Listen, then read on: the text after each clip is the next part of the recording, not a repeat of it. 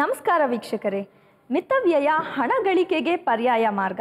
ಅದೇ ರೀತಿ ಆಯುರ್ವೇದದ ಅರಿವು ಆರೋಗ್ಯದ ಅಭಿವೃದ್ಧಿಗೆ ಪರ್ಯಾಯ ಮಾರ್ಗ.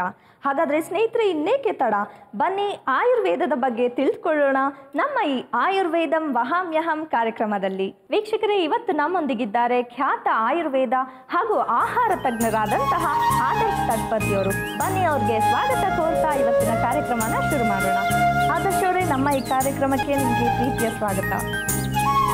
ಆದರ್ಶ್ ಅವರೇ, ಈಗ ಜೆಮಿನಿ ಅಥವಾ ಮಿಥುನ ರಾಶಿ ಅಂತ ಏನು ಕರಿತೀವಿ, ಅವರಿಗೆ ಆಹಾರ ಪದ್ಧತಿ ಯಾವ ರೀತಿ ಇರಬೇಕು? ಈ ಜೊಡಾಕ್ ಸೈನ್ ಬಗ್ಗೆ ನಾವು ಇವತ್ತು ಮಾತಾಡ್ತಾ ಇದ್ದೀವಿ. ಇವತ್ತಿನ ವಿಷಯದಲ್ಲಿ ನಾವು ಜೆಮಿನಿ ಅಂತಂದರೆ ಮಿಥುನ ರಾಶಿ. ಮಿಥುನ ರಾಶಿ ವಾತ ಪ್ರಕೃತಿಗೆ ಬರುತ್ತೆ. ವಾತ ಪ್ರಕೃತಿಯಲ್ಲಿ ವಾಯುವಿನ ಅಂಶ ಹೆಚ್ಚಿರೋದ್ರಿಂದ ಇವರು ಹೇಗಿರ್ತಾರೆ ನೋಡಲಿಕ್ಕೆ ಅಂತ ಹೇಳಿದರೆ ಸ್ವಲ್ಪ ಸಣ್ಣಗಾಗಿರ್ತಾರೆ. ಇವರು ಜಾಸ್ತಿ ದಪ್ಪವಾಗಿರೋದಿಲ್ಲ. ಅಂತಂದರೆ ಇವರಿಗೆ ಹೆಚ್ಚು ರೋಗ, ಈಗ ಅವರು ಸಣ್ಣಗಾಗಿದ್ದು ಕೂಡ ಇವರಿಗೆ ಹಾರ್ಟಿನ ತೊಂದರೆ ಅಂತಂದರೆ ಹೃದಯದ ತೊಂದರೆ ಹೆಚ್ಚಾಗಿರ್ತದೆ. ಯಾಕಂತಂದರೆ ಇವರು ಆದಷ್ಟು ಉಪ್ಪಿನ ಅಂಶವನ್ನು ಸ್ವಲ್ಪ ಕಡಿಮೆ ಮಾಡಬೇಕಾಗುತ್ತೆ. ಈ ಉಪ್ಪಿನ ಅಂಶದಿಂದ ಇವರಿಗೆ ಯಾವಾಗಲೂ ಅಂತಂದರೆ ಒಂದು ಕಡಿಮೆ ವಯಸ್ಸಿನಲ್ಲಿನೇ ಇವರಿಗೆ ಆದಷ್ಟು ಬೇಗ ಈ ಹೃದಯ ಸಂಬಂಧಿತ ಕಾಯಿಲೆಗಳು ಮತ್ತು ಬ್ಲಡ್ ಪ್ರೆಷರ್ ಅಂತ ನಾವೇನು ಹೇಳ್ತೀವಿ, ರಕ್ತದ ಒತ್ತಡ ಅಂತ ಏನು ಹೇಳ್ತೀವಿ, ಅದು ಹೆಚ್ಚಾಗಿ ಕಾಣಲ್ಪಟ್ಟಿದೆ ಅಂತಂದರೆ ಈ ಮಿಥುನ ರಾಶಿಯಲ್ಲಿ. ಆಮೇಲೆ ಸಣ್ಣಗಾಗಿದ್ರು ನೀವು ಅಂದ್ಕೊಂಡಿರ್ಬೋದು ಇವರಲ್ಲಿ ಕೊಲೆಸ್ಟ್ರಾಲ್ ಲೆವೆಲ್ಲು ಏನಪ್ಪ, ಕೊಬ್ಬಿನ ಅಂಶ ಇವರಲ್ಲಿ ಇರೋದೇ ಇಲ್ವೋ ಏನೋ ಅಂತ ಹೇಳಿ. ತುಂಬ ಚಿಕ್ಕ ವಯಸ್ಸಿನಲ್ಲಿ ಇವರಿಗೆ ಈ ಕೊಲೆಸ್ಟ್ರಾಲ್ ಲೆವೆಲ್ ಹೆಚ್ಚಾಗೋದು ಬಹಳನೇ ಕಂಡು ಬಂದಿದೆ.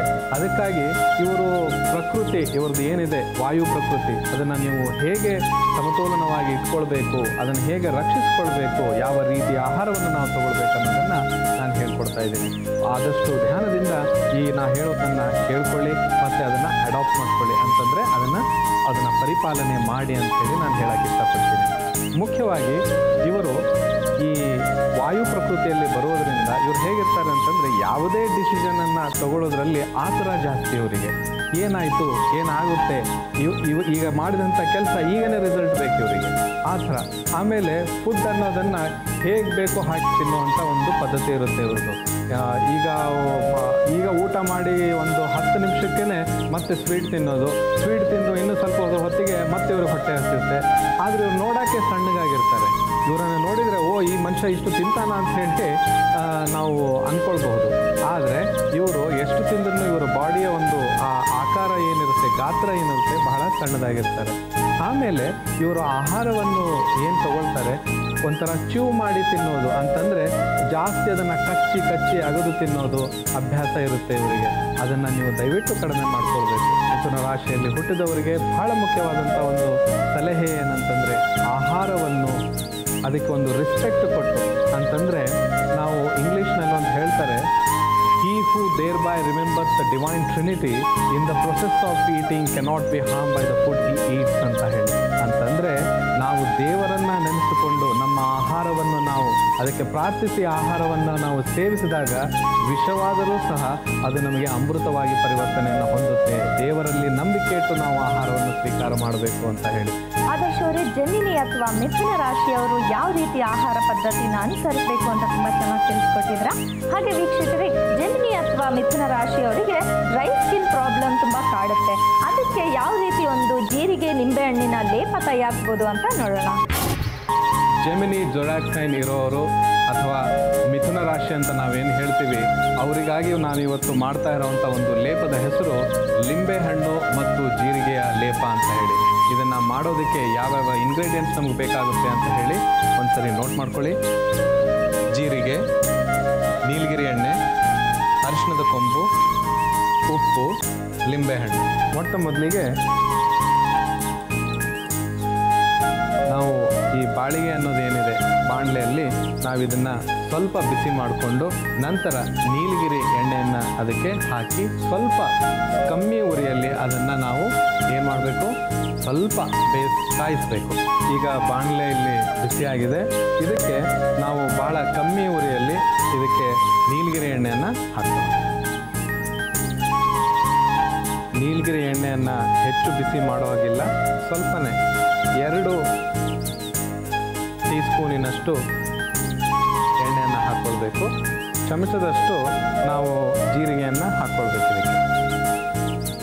ಜೀರಿಗೆಯನ್ನು ಕೂಡ ಇದನ್ನು ನಾವು ಹೆಚ್ಚು ಬ್ರೌನ್ ಮಾಡ್ಕೊಳ್ಳೋ ಹಾಗಿಲ್ಲ, ಸ್ವಲ್ಪನೇ ಬ್ರೌನ್ ಮಾಡ್ಕೊಳ್ಬೇಕು.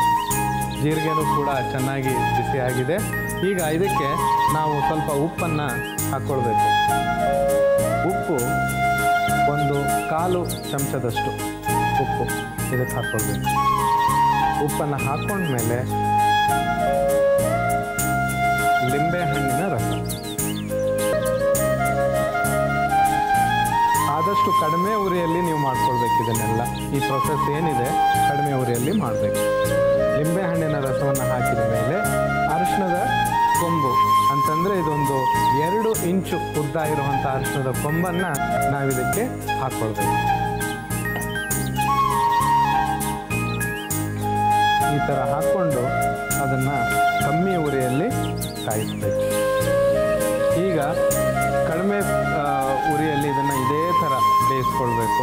ಇದಕ್ಕೆ ಇನ್ನೂ ಸ್ವಲ್ಪ ಅಂತಂದರೆ ಇನ್ನೂ 2 ರಿಂದ 3 ಚಮಚದಷ್ಟು ಇನ್ನೂ ಸ್ವಲ್ಪ ಹಾಕ್ತಾ ಹೋಗಿ. ಇದೊಂದು ಸ್ಲೋ ಪ್ರೊಸೆಸ್. ಇದರಲ್ಲಿ ಲಿಂಬೆಹಣ್ಣಿನ ರಸ ಏನಿದೆ ಅದು ತ್ವಚೆಗೆ ಬಹಳ ಒಂದು ಸಾಫ್ಟ್ನೆಸ್ಸನ್ನು ಕೊಡ್ತದೆ. ಈ ಥರ ಕಡಿಮೆ ಉರಿಯಲ್ಲಿ ಇದನ್ನು ಮತ್ತೆ ಅದೇ ರೀತಿಯಲ್ಲಿ ನಾವು ಹಾಗೆ ಬೇಯಿಸ್ತಾ ಹೋಗಬೇಕು. ಈ ರೀತಿ ಇದನ್ನು ಬಾಟಲ್ನಲ್ಲಿ ಶೇಖರಿಸಿ ಇಡ್ಬೋದು. ಇದನ್ನು ಪ್ರತಿಯೊಂದು 15 ದಿವಸಕ್ಕೊಂದ್ಸರಿ ನಾನು ಹೇಳಿದೆ ನಿಮಗೆ, ಅಥವಾ ವಾರಕ್ಕೊಂದ್ಸರಿ ನೀವು ಎಣ್ಣೆ ಸ್ನಾನವನ್ನು ಮಾಡ್ತಿರಲ್ಲ, ಆ ಟೈಮ್ನಲ್ಲಿ ಇದನ್ನು ಹಚ್ಕೊಂಡು ನೀವು ಸ್ನಾನವನ್ನು ಮಾಡಿದರೆ ಆದಷ್ಟು ಸ್ವಲ್ಪ ಹೆಚ್ಚು ಬಿಸಿ ನೀರಿನಲ್ಲಿ ನೀವು ಸ್ನಾನ ಮಾಡೋದು ಉತ್ತಮ.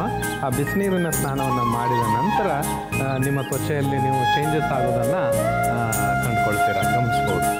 ಹಾಗೆ ಇದನ್ನು ಕಾನ್ಸಂಟ್ರೇಟೆಡ್ ಅಂತ ಕರಿಬೋದಲ್ಲ, ಯಾಕಂದರೆ ತೈಲಕ್ಕೆ ಇದನ್ನು ಮಿಕ್ಸ್ ಮಾಡಿ ಅಂತ ಹೇಳಿದ್ರಲ್ಲ? ಹೌದು, ನೀವು ಹೇಳಿದ ನಿಜ. ಯಾಕಂತಂದರೆ ಇದೊಂಥರ ಕಾನ್ಸಂಟ್ರೇಟೆಡ್ ಇದ್ದ ಹಾಗೆಯೇ ಇದಕ್ಕೆ ನೀವು ಇನ್ನೂ ಡೈಲ್ಯೂಟ್ ಫಾರ್ಮ್ ಅಂತಂದರೆ ಎಣ್ಣೆಯನ್ನು ಬೆರೆಸಿದಾಗ ಇದರಲ್ಲಿರುವಂಥ ತತ್ವ ಏನಿದೆ ಅದು ಆ ಎಣ್ಣೆಯಲ್ಲಿ ಬೆರೆತಾಗ ನೀವು ಏನು ಕ್ರಮೇಣವಾಗಿ ಯೂಸ್ ಮಾಡ್ತೀರಲ್ಲ ಆವಾಗ ನೀವು ಇದನ್ನು ಬಹಳ ಅಂದರೆ ಇದರಲ್ಲಿ ಜಾಸ್ತಿ ಆದಂಥ ಅರಿಶಿಣ ಆಗಲಿ ಅಥವಾ ಜಾಸ್ತಿ ಆದಂಥ ಲಿಂಬೆಹಣ್ಣಿನ ರಸ ಆಗಲಿ ಇರೋದಿಲ್ಲ. ಈಗ ಆಲ್ರೆಡಿ ಲಿಂಬೆಹಣ್ಣಿನ ರಸ ತನ್ನ ತತ್ವವನ್ನು ಬಿಟ್ಟು ಅದು ಏನಾಗಿದೆ ಅಂತಂದರೆ ಎವಾಪರೇಟ್ ಆಗಿ ಹೋಗಿದೆ, ಉಗಿಯಾಗಿ ಅದು ಆರಿ ಹೋಗಿದೆ. ಇಂಥ ತಣ್ಣಗಾದಂಥ ಎಣ್ಣೆಗೆ ನೀವು ಒಂದು ಬಾಟಲಷ್ಟು ಒಂದು 200 ರಿಂದ 300 ml ವರೆಗೆ ಎಣ್ಣೆಯನ್ನು ಬೆರೆಸಿ ಇದನ್ನು ಶೇಖರಣೆ ಮಾಡಿಟ್ಟು, ಅದೇ ನಾನು ಮೊದಲೇ ಹೇಳಿದ ಹಾಗೆ ವಾರಕ್ಕೊಂದ್ಸಾರಿ ಇದನ್ನು ಬಳಕೆಯಲ್ಲಿ ನೀವು ಬಳಸಿದರೆ ಇದನ್ನು ಡೆಫಿನೆಟ್ಲಿ ಇದರಿಂದ ಒಳ್ಳೆಯ ರಿಸಲ್ಟ್ಸ್ ಬರುತ್ತೆ. ಈಗ ಇದು ರೆಡಿಯಾಗಿದೆ. ಇದನ್ನು ಈ ಥರ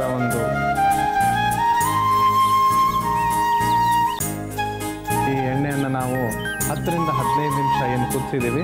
ನಂತರ ಇದಕ್ಕೆ 200 ರಿಂದ 300 ml ನೀಲಗಿರಿ ಎಣ್ಣೆಯನ್ನು ಹಾಕಿ ನೀವು ಇಟ್ಕೊಂಡು ಪ್ರತಿ ವಾರಕ್ಕೊಂದ್ಸರಿ ನೀವು ಸ್ನಾನ ಮಾಡೋಕ್ಕಿಂತ ಮುಂಚೆ ಇದನ್ನು ಹಚ್ಕೊಂಡ್ರೆ ಬಹಳ ಉತ್ತಮವಾದಂಥ ಒಂದು ಫಲಿತಾಂಶವನ್ನು ನಾವು ನೋಡ್ಕೊಳ್ಬೋದು. ಮಿಥುನ ರಾಶಿಯವರಿಗೆ ನಿಂಬೆಹಣ್ಣು ಮತ್ತು ಜೀರಿಗೆ ಲೇಪ. ಬೇಕಾಗುವ ಸಾಮಗ್ರಿಗಳು: ಜೀರಿಗೆ, ನೀಲಗಿರಿ ಎಣ್ಣೆ, ಅರಿಶಿಣದ ಕೊಂಬು, ಉಪ್ಪು, ನಿಂಬೆಹಣ್ಣು. ಮಾಡುವ ವಿಧಾನ: ಮೊದಲು ಕಾದ ಬಾಣಲಿಯಲ್ಲಿ 2 ಚಮಚ ನೀಲಗಿರಿ ಎಣ್ಣೆ, 1 ಚಮಚ ಜೀರಿಗೆ ಹಾಕಿ ಕಾದ ನಂತರ 1/4 ಚಮಚ ಉಪ್ಪು, ಅರ್ಧ ನಿಂಬೆಹಣ್ಣನ್ನು ಹಿಂಡಿಕೊಂಡು ಅದಕ್ಕೆ ಅರಿಶಿಣದ ಕೊಂಬನ್ನು ಹಾಕಿ ಚೆನ್ನಾಗಿ ಕುದಿಸಿ ಒಂದು ಬಟ್ಟಲಿಗೆ ಹಾಕಿಕೊಂಡರೆ ಮಿಥುನ ರಾಶಿಯವರಿಗೆ ನಿಂಬೆಹಣ್ಣು ಮತ್ತು ಜೀರಿಗೆ ಲೇಪ ಸಿದ್ಧ. ವೀಕ್ಷಕರೇ, ನೋಡಿದ್ರಲ್ಲ, ಜೆಮಿನಿ ಅಥವಾ ಮಿಥುನ ರಾಶಿಯವರಿಗೆ ಈ ಡ್ರೈ ಸ್ಕಿನ್ ಪ್ರಾಬ್ಲಮ್ಗೆ ಎಷ್ಟು ಚೆನ್ನಾಗಿ ಒಂದು ಮನೆಯಲ್ಲೇ ಲೇಪನನ್ನ ತಯಾರಿಸ್ಕೋಬೋದು ಅಂತ. ಹಾಗೆ ಈ ಮಿಥುನ ರಾಶಿಯವರಿಗೆ ಡೈಜೆಷನ್ ಪ್ರಾಬ್ಲಮ್ ಇದ್ದರೆ ಅದಕ್ಕೆ ಗೂರೆಳ್ಳಿನ ಚೂರ್ಣ ಅಥವಾ ಪುಡಿ ಅಂತ ಏನು ಕರಿತೀವಿ ಅದನ್ನು ಹೇಗೆ ತಯಾರಿಸೋದು ಅಂತ ನೋಡೋಣ. ವೀಕ್ಷಕರೇ, ಬನ್ನಿ ಈಗ ಮಿಥುನ ರಾಶಿಯವರಿಗೆ ಅಥವಾ ಜೆಮಿನಿ ಸ್ಟಾರ್ ಸೈನ್ ಅವ್ರಿಗೆ ಯಾವ ರೀತಿ ಗುರೆಳ್ಳು ಪುಡಿ ಅಥವಾ ಚೂರ್ಣನ ತಯಾರಿಸ್ಬೋದು ಅಂತ ನೋಡೋಣ. ಈ ಗುರೆಳ್ಳು ಪುಡಿ ನಾವೇನೀಗ ಮಾಡ್ತಾ ಇದ್ದೀವಿ, ಇದು ಜೊಡ್ಯಾಕ್ ಸೈನ್, ಜೆಮಿನಿ ಅಥವಾ ಈ ಮಿಥುನ ರಾಶಿ ಅಂತ ನಾವೇನು ಹೇಳ್ತೀವಿ ಅವರಿಗೆ ಬಹಳ ಮುಖ್ಯವಾದಂಥದ್ದು. ಇದನ್ನು ನಾವು ಎಲ್ಲಿ ಯೂಸ್ ಮಾಡ್ತೀವಿ ಅಂತಂದರೆ, ಈ ಪುಡಿಯನ್ನು ನಾವು ತಯಾರಿಸ್ಕೊಂಡ ನಂತರ ಇದನ್ನು ನಾವು ಅಡುಗೆ ಮಾಡುವಂಥ ಪದಾರ್ಥಗಳು ಅಂದರೆ ಪಲ್ಯಗಳನ್ನು ನಾವೇನು ಮಾಡ್ತೀವಿ, ಭಾಜಿ ಅಂತ ನಾವೇನು ಹೇಳ್ತೀವಿ, ಸೈಡು ಈ ಚಪಾತಿ ಮತ್ತು ಅನ್ನ ಜೊತೆಗೆ ನಾವೇನು ಸೇವಿಸ್ತೀವಿ ಅದರಲ್ಲಿ ಈ ಪೌಡರನ್ನು ಹಾಕೋದ್ರಿಂದ ಡೈಜೆಷನ್ ಪವರ್ ಬಹಳ ಬೇಗನೆ ಇಂಪ್ರೂವ್ ಆಗುತ್ತೆ. ಮತ್ತು ಗುರೆಳ್ಳು ಸ್ವಲ್ಪ ಬಾಡಿಗೆ ಹೀಟ್ ಆಗಿರೋದ್ರಿಂದ, ದೇಹಕ್ಕೆ ಸ್ವಲ್ಪ ಉಷ್ಣತೆಯನ್ನು ಕೊಡೋದ್ರಿಂದ ನಿಮ್ಗೆ ಏನಾಗುತ್ತೆ ಅಂತಂದರೆ ಈ ವಾಯು ಪ್ರಕೃತಿಯನ್ನು ಹೊಂದಿದಂಥ ವಾತ ಪ್ರಕೃತಿಯಲ್ಲಿ ಬರುವಂಥ ಈ ಜೈಮಿನಿ ಅಥವಾ ನೀವು ಏನು ಹೇಳ್ತೀರಾ ಮಿಥುನ ರಾಶಿಯವರು ಇದರಿಂದ ಬಹಳ ಒಂದು ಉಪಯೋಗವನ್ನು ಪಡಿಬಹುದು. ಈ ಕೊಲೆಸ್ಟ್ರಾಲನ್ನು ಕೂಡ ಇದು ಕಟ್ ಮಾಡುತ್ತೆ ಮತ್ತು ಈ ನಾವು ರಕ್ತ ಅಂತ ಏನು ಹೇಳ್ತೀವಿ ರಕ್ತದಲ್ಲಿ ಕೂಡ ಒಂದು ಪ್ಯೂರಿಟಿಯನ್ನು ತಂದುಕೊಡೋಕ್ಕೆ ಮುಖ್ಯವಾದಂಥ ಕಾರಣ ಈ ಗುರೆಳ್ಳು ಪುಡಿ ಆಗಿದೆ. ಸೊ ಇದಕ್ಕೆ ಬೇಕಾಗಿರುವಂಥ ಇಂಗ್ರೀಡಿಯೆಂಟ್ಸ್ ಏನು ಅಂತ ಹೇಳಿ ಒಂದ್ಸರಿ ನೋಡ್ಕೊಂಬಿಡಿ. ಗಸಗಸೆ, ಶುಂಠಿ ಪುಡಿ, ಗುರೆಳ್ಳು, ಅರಿಶಿಣದ ಕೊಂಬು ಮತ್ತು ಉಪ್ಪು. ಇದನ್ನು ಮೊದಲಿಗೆ ನಾವು ಏನು ಮಾಡ್ಕೊಳ್ಬೇಕು ಅಂತಂದರೆ ನಾವು ಆ್ಯಸ್ ಯೂಶುವಲ್ ಮಾಡ್ತಾನೇ ಇದ್ದೀವಿ, ಬಾಣಲೆಯನ್ನು ಸ್ವಲ್ಪ ಹೀಟ್ ಮಾಡ್ಕೊಳ್ಬೇಕು. ಈ ಬಾಣಲೆಯನ್ನು ಹೀಟ್ ಮಾಡಿಕೊಂಡಾಗ ಮೊದಲನೇದಾಗಿ ನಾವು ಗುರೆಳ್ಳನ್ನು ಹಾಕ್ಕೊಳ್ಬೇಕು. ಗುರೆಳ್ಳನ್ನು ಒಂದು 3 ಟೀ ಸ್ಪೂನಷ್ಟು ಹಾಕ್ಕೊಳ್ಳಿ. 3 ಟೀ ಸ್ಪೂನಷ್ಟು ಗುರೆಳ್ಳನ್ನು ಹಾಕ್ಕೊಂಡು ಗಸಗಸೆಯನ್ನು 1 ಟೀ ಸ್ಪೂನಷ್ಟು ಹಾಕಿ ಇದನ್ನು ನಾವು ಹುರಿದ್ಕೊಳ್ಬೇಕು. ಇದನ್ನು ಅಡುಗೆಗಳಲ್ಲಿ ಬಳಸಿ ನಿಮಗೆ ಒಳ್ಳೆಯ ನಿದ್ದೆ ಮತ್ತು ನಾನು ಹೇಳಿದ ಹಾಗೆ ಈ ಕೊಲೆಸ್ಟ್ರಾಲ್ ಲೆವೆಲನ್ನು ಕಟ್ ಮಾಡುವಂಥದ್ದು, ಡೈಜೆಷನ್ ಇಂಪ್ರೂವ್ ಮಾಡುವಂಥದ್ದು, ರಕ್ತದಲ್ಲಿ ಒಳ್ಳೆಯ ಶುದ್ಧತೆಯನ್ನು ತಂದುಕೊಡುವಂಥ ಕೆಲಸ ಈ ಗುರೆಳ್ಳು ಪುಡಿ ಅಥವಾ ನಾವೇನು ಈ ಪೌಡರ್ ಅಂದರೆ ಪುಡಿಯನ್ನು ಏನು ಮಾಡ್ತಾ ಇದ್ದೀವಿ ನಿಮಗೆ ಹೆಲ್ಪ್ ಆಗುತ್ತೆ. ಈಗ ನೆಕ್ಸ್ಟು ನಾವು ಇದಕ್ಕೆ ಒಂದು ಸ್ವಲ್ಪ ಉಪ್ಪನ್ನು ಬೆರೆಸಿ, ಈ ಉಪ್ಪು ನಾವು ಒಂದು 1/4 ಚಮಚದಷ್ಟು ಉಪ್ಪು ಹಾಕ್ಕೊಳ್ಬೇಕು. ಈಗ ಕೊನೆಯದಾಗಿ ನಾವು ಅರಿಶಿಣದ ಕೊಂಬು ಅಂದರೆ 1 ಇಂಚು ಉದ್ದ ಇರುವಂಥ ಅರಿಶಿಣದ ಕೊಂಬು. ನೀವು ಅರಿಶಿಣದ ಪುಡಿಯನ್ನು ಕೂಡ ಯೂಸ್ ಮಾಡ್ಬೋದು. ಅರಿಶಿಣದ ಪುಡಿ 1 ಟೀ ಸ್ಪೂನಷ್ಟು ಅರಿಶಿಣದ ಪುಡಿಯನ್ನು ಯೂಸ್ ಮಾಡ್ಕೊಳ್ಬೋದು. ಅದ ನಂತರ ನಾವು ಇದನ್ನು ಮತ್ತೆ ಅದೇ ರೀತಿಯಾಗಿ ಒಂದು ಸ್ವಲ್ಪ ಇದನ್ನು ಹುರಿದ್ಕೊಂಡು ಮತ್ತು ಇದಕ್ಕೆ ಕೊನೆಯದಾಗಿ ನಾನು ಹೇಳಿದ್ದೀನಿ, ಕೊನೆಯದಾಗಿ ನಾವು ಶುಂಠಿಯ ಪುಡಿಯನ್ನು ಯೂಸ್ ಮಾಡಬೇಕು. ಶುಂಠಿಯ ಪುಡಿ 1 ಟೀ ಸ್ಪೂನ್ ಇದಕ್ಕೆ ಹಾಕ್ಕೊಳ್ಬೇಕು.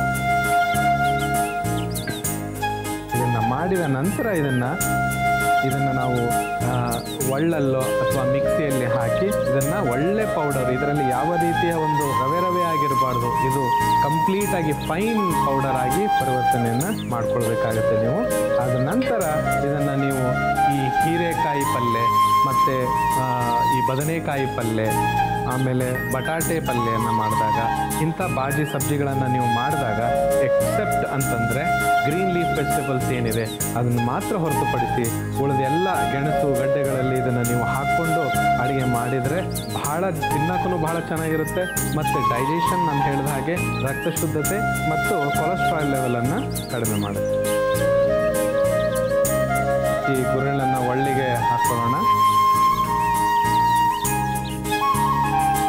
ಒಳ್ಳಿಗೆ ಹಾಕ್ಕೊಂಡ ನಂತರ ಇದನ್ನು ಬಹಳ ನಾನು ಮೊದಲೇ ಹೇಳಿದ ಹಾಗೆ ಒಳ್ಳೆ ಪೌಡರ್ ಆಗಬೇಕು. ಇದರಲ್ಲಿ ಯಾವುದೇ ರೀತಿಯ ರವೆ ಬರಬಾರ್ದು. ಪೌಡರ್ ಆಗಿ ಇದನ್ನು ನಾವು ಚೆನ್ನಾಗಿ ಕುಟ್ಕೊಂಡ್ಬಿಟ್ಟು ಪೌಡರ್ ಮಾಡಿ ಶೇಖರಿಸಿ ಇಟ್ಕೊಳ್ಬೇಕು. ಒಂದು ಒಳ್ಳೆ ಪೌಡರ್ ಆಗಿ ಪರಿವರ್ತನೆ ಆಗಿದೆ. ಇಲ್ಲಿ ಇದನ್ನು ಬರ್ತಾ ಇದೆ, ಒಳ್ಳೆ ಪರಿಮಳ ಬರುತ್ತೆ. ಇದಕ್ಕೆ ನೀವು ಅಡುಗೆಗಳಲ್ಲಿ ಯೂಸ್ ಮಾಡಿದಾಗ ನಾನು ಹೇಳಿದ್ದೀನಲ್ಲ, ಬಹಳ ಒಂದು ಒಳ್ಳೆ ಸುವಾಸನೆ ಮತ್ತು ಒಂದು ಬೇಡ ಅನ್ನೋದಿಲ್ಲ. ನೀವು ಇದನ್ನು ಹಾಕಿದಾಗ ಪಲ್ಯಗಳನ್ನು ಮಾಡಿದಾಗ ಬೇಡ ಅನ್ನೋದಿಲ್ಲ. ಆ ಥರ ಒಂದು ಇದು ಪೌಡರ್ ಆಗಿ ಪರಿವರ್ತನೆಯನ್ನು ಹೊಂದಿದೆ ಈಗ. ಸೊ ಇದನ್ನು ನಾವು ಒಂದು ಬೌಲಿಗೆ ಹಾಕ್ಕೊಳ್ಳೋಣ.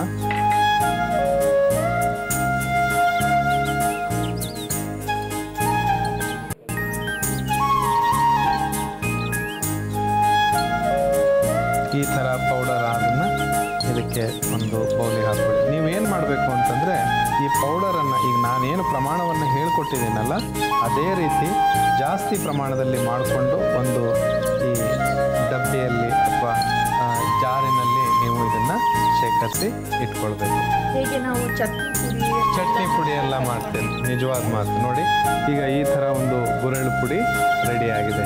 ಮಿಥುನ ರಾಶಿಯವರಿಗೆ ಗೋರೆಳ್ಳು ಪುಡಿ ಬೇಕಾಗುವ ಸಾಮಗ್ರಿಗಳು: ಶುಂಠಿ ಪುಡಿ, ಗಸಗಸೆ, ಗೋರೆಳ್ಳು, ಅರಿಶಿಣದ ಕೊಂಬು, ಉಪ್ಪು. ಮಾಡುವ ವಿಧಾನ: ಮೊದಲು ಕಾದ ಬಾಣಲೆಯಲ್ಲಿ 3 ಚಮಚ ಗೋರೆಳ್ಳು, 1 ಚಮಚ ಗಸಗಸೆ ಹಾಕಿ ಹುರಿದುಕೊಳ್ಳಿ. ನಂತರ ಅದಕ್ಕೆ 1/4 ಚಮಚ ಉಪ್ಪು, ಅರಿಶಿನ ಕೊಂಬು, 1 ಚಮಚ ಶುಂಠಿ ಪುಡಿ ಹಾಕಿ ಹುರಿದುಕೊಳ್ಳಿ. ನಂತರ ಅದನ್ನು ಪುಡಿ ಮಾಡಿಟ್ಟುಕೊಂಡರೆ ಮಿಥುನ ರಾಶಿಯವರಿಗೆ ಗೋರೆಳ್ಳು ಪುಡಿ ಸಿದ್ಧ.